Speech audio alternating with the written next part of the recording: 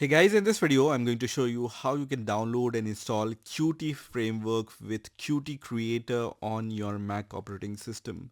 So let's get started and let's see how we can do it. So before installing Qt framework on your Mac operating system, there is a prerequisite which you need to fulfill, and that is you need to have Xcode developer tools installed on your Mac operating system. So you can install Xcode developer tools in two ways. Let me show you both the ways. So the first way is when you go to the App Store, you can search for Xcode here, and then the result which will appear here will be this one, which is Xcode developer tools. And then here you will be able to see the download button for Xcode, and you will be able to install Xcode. But when you install Xcode using this method, it comes with all the other developer tools like Xcode IDE, and then the SDKs for developing Swift and other programming languages. So this will take around 7 to 8 GB of space on your Mac operating system. The second way, which I will recommend you, if you haven't already installed Xcode via the App Store, then just for running Qt on your Mac operating system, so you can use this command. So just go to your Spotlight search and then search for terminal, and then you can install Qt developer tools using this command, which is xcode -select space hyphen hyphen install. This is also going to install Xcode select tool, and when you press enter, in my case you can see I have already installed this tool. So you can see it says command line tools are already installed. Use software update in the system to install the update. So it's already installed on my Mac operating system. If this tool is not installed, when you run this command, you will see a pop-up window where you will be able to see the install button, and when you click on the install button, Xcode select tools will be installed on your Mac operating system. So I will recommend you to run this command if you haven't installed Xcode using the App Store, right? So once Xcode developer tools are installed, let's start with the installation of the Qt. So for that, just open your favorite browser and search for Qt, and the first link which will appear here will be from qt.io. So we are going to click on this link, and here you will be able to see more information about Qt. We are going to click on this button here which says download.try, and then here you will be able to see different frameworks related to Qt. So here you can see development framework and tools for Qt, and you will be able to see the download button. But we will be downloading the community version of Qt, which is the open source version also. So you don't need to click on any of these buttons. You need to search for the section which says open source user, right? So we just want to learn Qt using Qt Creator and other Qt SDKs, and this open source tool is enough for that.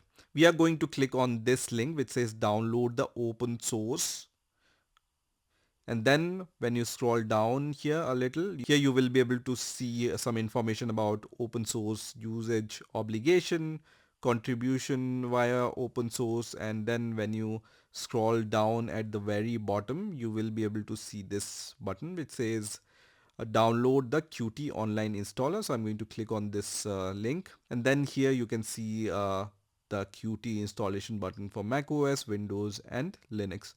We are going to click on this button which says Qt online installer for Mac OS, which will start the download of this DMG file. So I'm going to click on this DMG file, and then let me minimize my browser. So this is the DMG file, and here you just need to click on this installer. So I'm going to click on this installer here, which is going to start the installation process. So here, in order to install the community version of Qt, you need to have the Qt account. So if you don't have the Qt account, you can click on the sign up button here, and then You need to provide your email ID and password, and you can create the Qt account. I already have a Qt account, so I'm going to log in with my Qt account. And once I'm logged in with my Qt account, you will be able to see this Qt open source obligation. I'm going to click on I have read and agree to the terms and conditions. And then if you are from some company, you can give your company name. I just want to use Qt as an individual. So I'm going to check this checkbox which says I'm an individual and do not use Qt for any company, and then click on next. And then it says welcome to open source Qt setup. Click on next, and it's going to fetch all the information. And here it says you need to install Xcode and set up Xcode command line tools, download from here. So I'm going to click on OK here because I have already downloaded the Xcode developer tools, so I can move to the next step. Here on the next window, you can see contribute to Qt development. I'm going to click on this option here which says disable sending any uses statistics to Qt creator, and then click on next. Here you have a few options.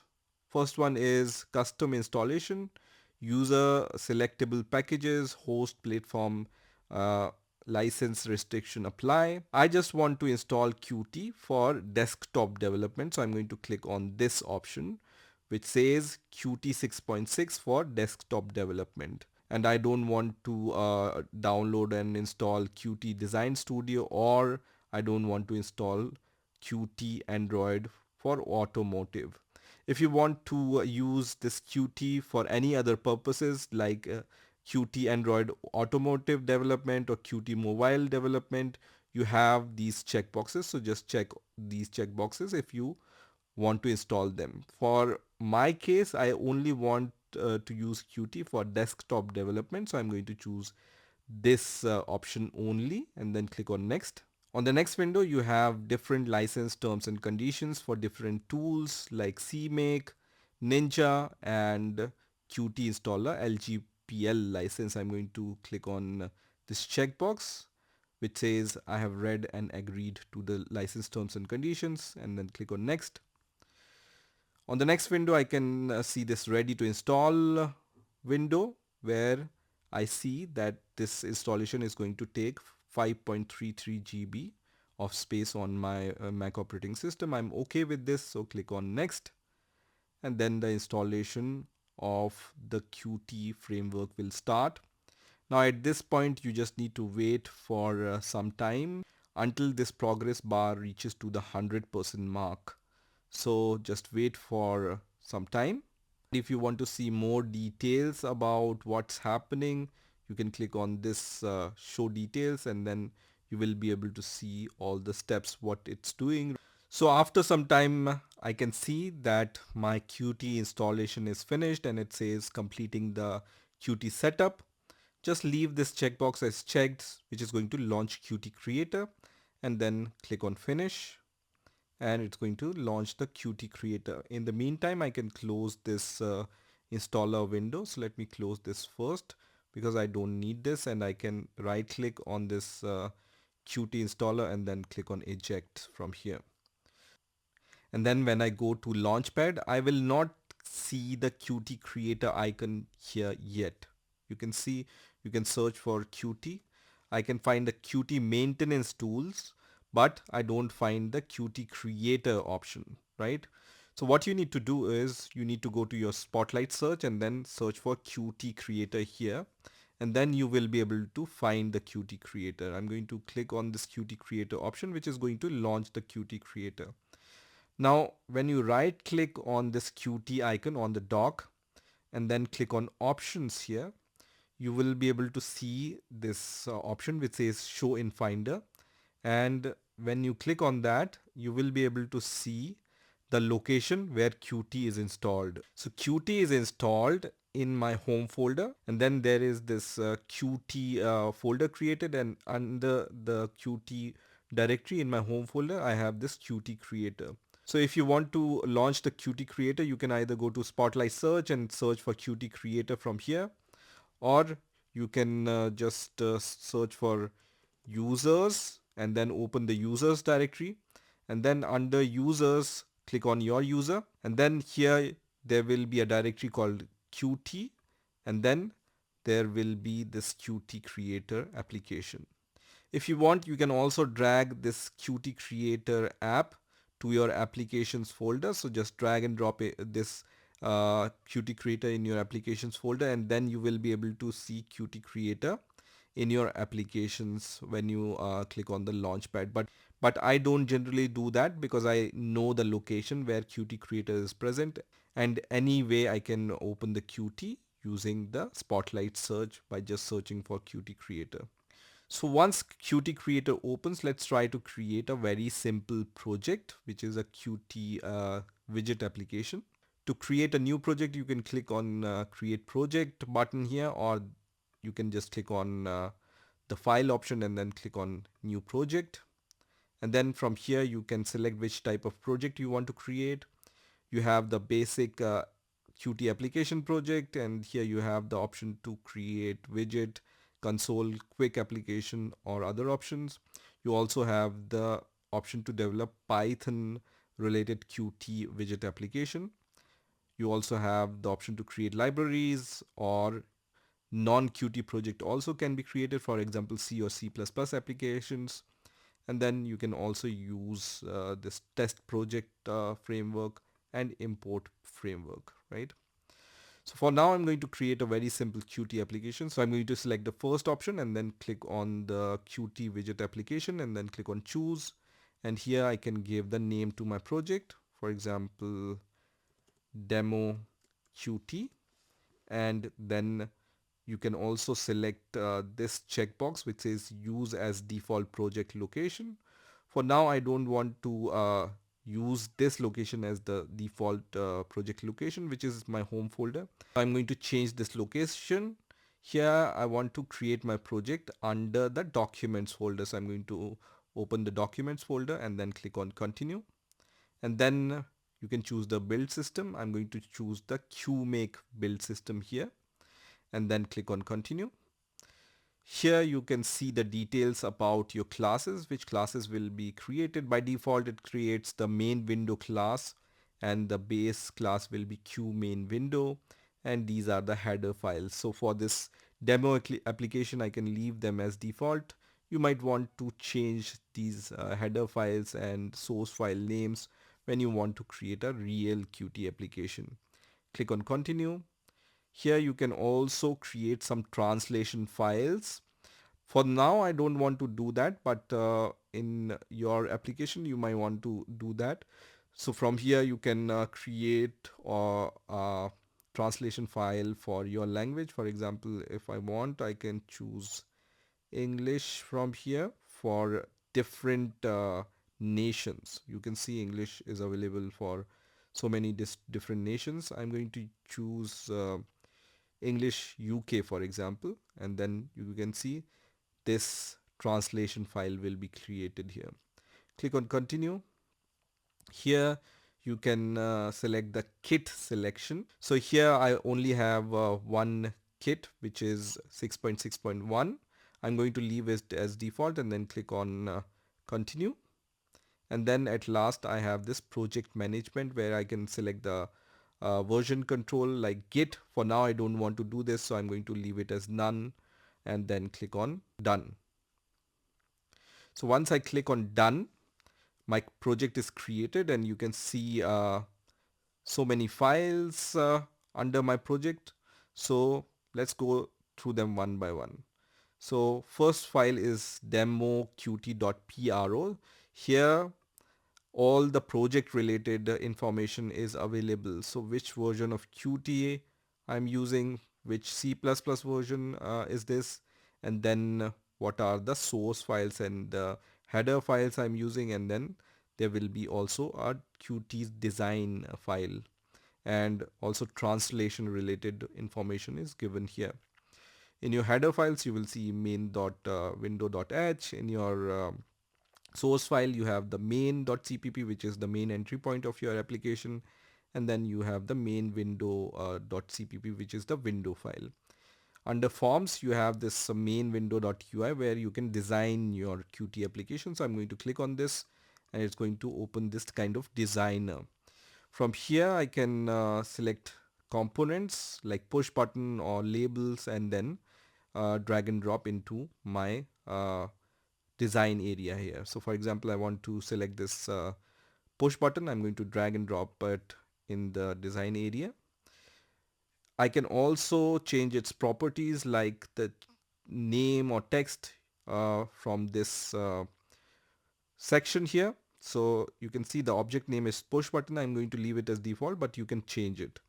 Also, you can change the text. So for example, I want to display click me here.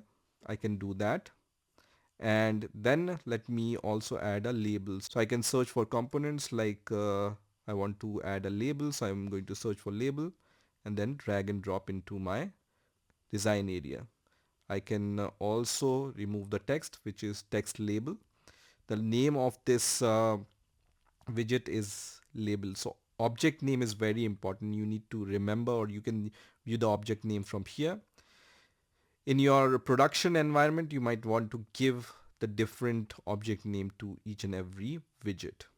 So when I scroll down, I want to just change the text here and then I want to make it empty.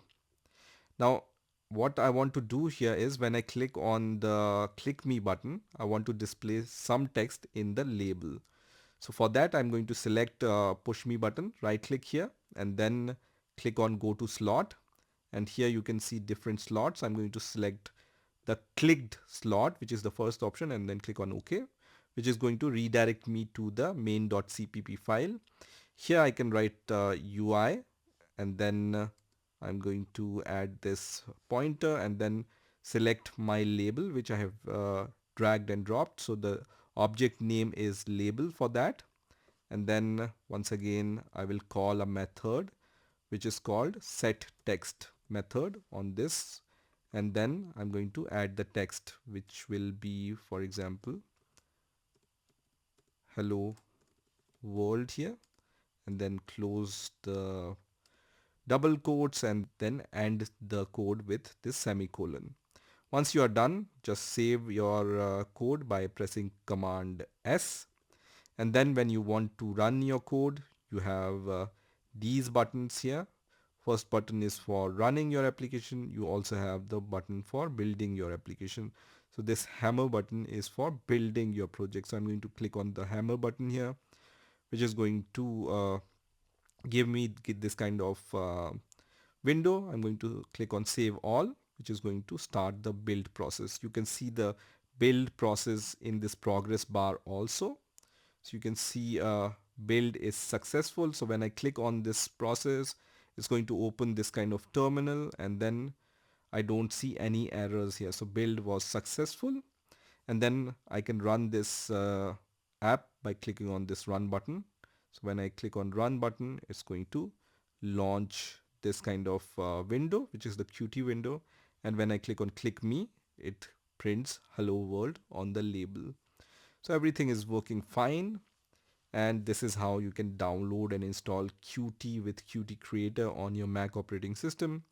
I hope you've enjoyed this video and I will see you in the next video.